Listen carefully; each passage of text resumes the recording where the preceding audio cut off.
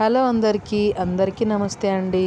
ఈరోజు శనివారం కదా, సో అందుకే గుడికైతే వెళ్ళాలని అనుకున్నాము. ఈరోజు అందరికీ హాలిడేస్ అనమాట. సో నేను మా పిల్లలందరం కలిసి అయితే గుడికి వచ్చాము. ఇంకా ఇది కొత్తగా అంటే శివాలయం ఎప్పటి నుంచో ఉంది. ఇదే గుడిలో వెంకటేశ్వర స్వామి విగ్రహ ప్రతిష్టాపన అనేది జరిగింది ఈ మధ్యనే. నాకు తెలిసి ఒక టూ మంత్స్ అవుతుండొచ్చు.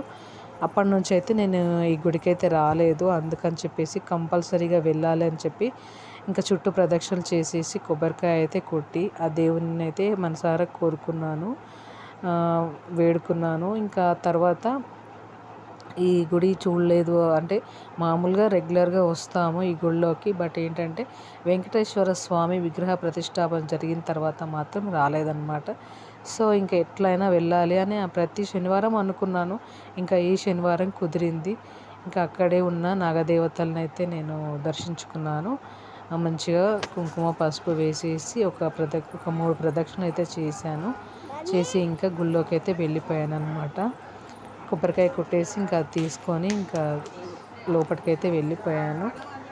ఎంత బాగా అనిపించిందో ఆ స్వామివారిని చూస్తూ ఉంటే. వెంకటేశ్వర స్వామిని మీరు కూడా దర్శించుకోండి. ఇంకా పంతులు గారు చక్కగా ప్రసాదం అయితే మాకు ఇచ్చారనమాట. ఆ ప్రసాదం తినేసి కాసేపు అయితే ఇక్కడ కూర్చున్నాము. ఇక్కడ ఆంజనేయ స్వామి కూడా ఉన్నారనమాట. చూస్తున్నారు కదా, ఇక్కడ ఆంజనేయ స్వామి కూడా ఇదే గుడిలో మనకి శివుడు, ఆంజనేయ స్వామి, వెంకటేశ్వర స్వామి వీళ్ళందరూ మనకైతే దర్శనం ఇస్తారు.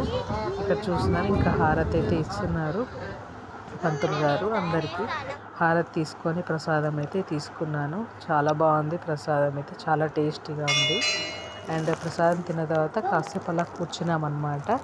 ఇంకా గుడిలో అలా కూర్చుంటే ఎంతో మనశ్శాంతిగా అనిపిస్తుంది.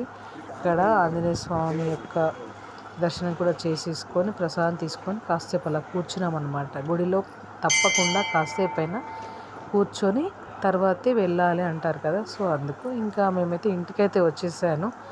దర్శనం అయిపోయిన తర్వాత ఇంటికి వచ్చేసి ఇంకా పప్పుచారు చేసేసి కాకరకాయ పకోడీ అయితే చేస్తున్నాను.